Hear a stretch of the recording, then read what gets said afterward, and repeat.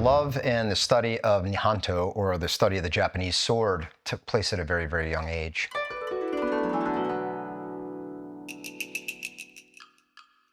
What I began to notice is, as I had an opportunity to take a closer look at not just the aesthetics of the swords or the methodologies behind them or anything along those lines, but just the craft of the Japanese sword, I found it extremely intriguing. For the Japanese swordsmith, life was dedicated to the forging or the birthing of the blade itself.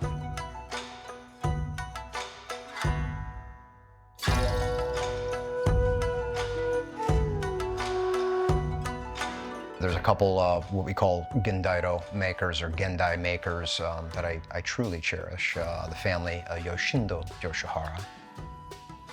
But Yoshindo was really neat because meeting him on just even a few rare occasions, he was always very, very generous for explaining the techniques and sharing the knowledge of the sword in order to possibly even preserve the craft.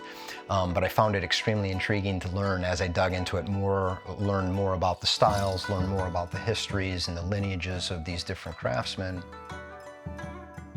It has been very, very influential on my style of knife making over the course of some years. You know, for a lot of the collectors that enjoy some of the works that we do, you'll see if you study the sword and you study the finishes, you'll see some of the emulation of multi-finishes on blades where it's just not just a high polished blade. It could be a high polished bevel with a satin finish spine, a high polished bevel, satin finish tip. These are very similar to some of the finishes that were emulated on these swords. Even though that polishing techniques didn't really come super apparent until maybe the 16th century, a lot of the earlier works of the Japanese swords, details weren't quite 100% brought out of the steels until later on in the history of it. I can't think of any other culture that warred amongst themselves so much as the Japanese people. Fighting amongst themselves caused a competitive edge. You've had armor makers, you had spear makers, guys who made yumedai, bow and arrow. It was a competition to say, hey, you know, my blade's gonna cut through your armor, and no, my armor's not gonna, you know, it's gonna deflect your arrows. Just because it was a Japanese sword didn't mean it was the highest of qualities. The first Japanese swords were not even curved. They were straight, and they would take them into battle, they would break, and they would have problems and all these other things. So they started developing different techniques to get a more ductile blade. The whole idea of composite forging and laminates, combining different hardnesses of steels to make a very ductile blade, and then of course what's called a differential heat treat, developed over the course of time. And of course what that did to the blades is it generated that gentle curve upon quenching and the expansion of the metal on the edge to get it hard. And of course the smiths learned over the course of some time they could do the clay in such a way that would offer insulators, so maybe a blade would chip, but it would crack a little bit, but it wouldn't fracture in half, it would bend. So the whole idea of combining you know, mid-range hardness materials, soft materials in the core, materials that would pick up a harder edge in combination. There's so many different ways and so many different things that I could show you. Different smiths, different schools did different types of forging.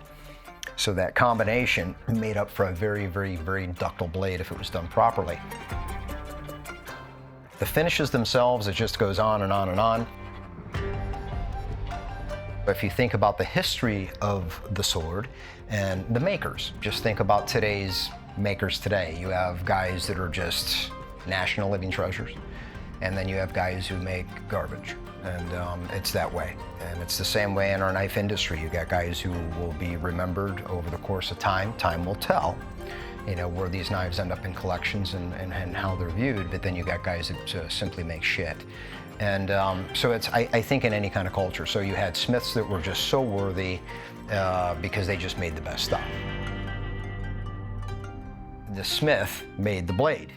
The blade itself, typically by the time it was forged and rough polished, it was sent over to have what's called a shirosaya. And the shirosaya is like, oh, that's a unique piece. No, it's not. It's a wooden case.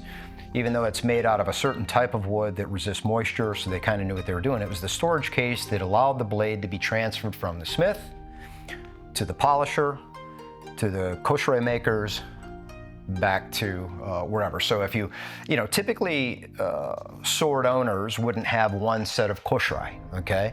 It's like if you were going to a wedding or something along those lines, you would wear something a little bit more flamboyant, you would wear something a little bit more ornate versus something you would wear on your day-to-day EDC, even EDC back then, or something that you would take to battle. So the shirasaya, if a sword had to be repolished, typically would go back and the shirasaya sent to the polisher.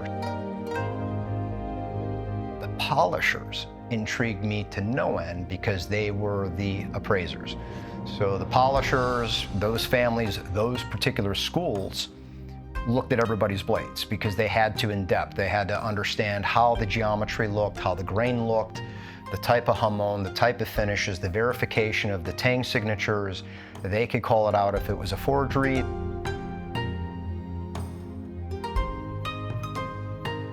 The polishers were the ones that you can cover all the tangs of the blades, and they could tell you just by looking at it, at least the school maker and the region of the blade where it was made, because a lot of the schools, what was unique about the blades, curvature, length, width, height, everything else, grain structure, the color of the steel, the hamon, details in the hamon, if they were capable of doing otsuri or any of these types of things in their blades, would be able to determine the schools in which these came from. And of course, did they share a lot of that knowledge back then? Some smiths did, some smiths did not.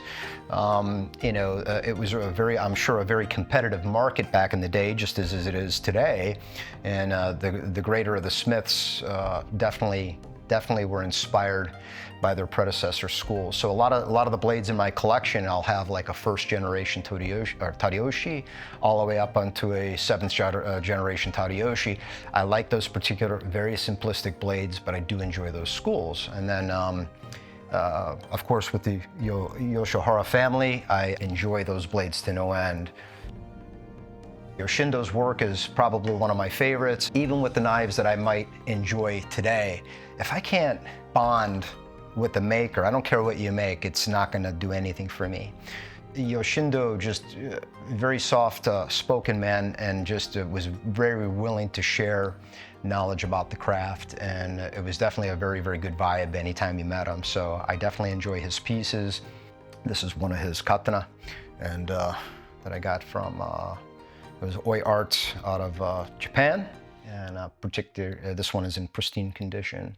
It's one of my favorite pieces, but as you can see, the details in the steel, so picking up a Yoshindo or any of his blades, you could definitely tell that there was a specific style that he had. But the polishers that followed behind Yoshindo's work were as good as it gets.